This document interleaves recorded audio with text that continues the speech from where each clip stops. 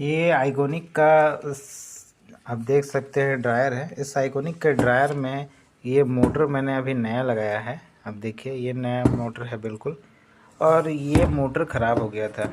आप देख सकते हैं ये मोटर पूरी तरह से जला हुआ है। देखिए ये पूरी तरह से मोटर जला हुआ है, और इसके जगह पे हम लोग अभी आइकॉनिक का बहुत ही अच्छा मोटर लगाए हैं और ये पूरी तरह से ठीक हो गया है। इस मोटर को चेंज करने में ज़्यादा खर्च नहीं होता है। आप नया मोटर 600 रुपये में न्यू मोटर आ जाता है और ये बिल्कुल सही हो जाता है। और हम इसे अभी चालू करके आपको दिखाते हैं।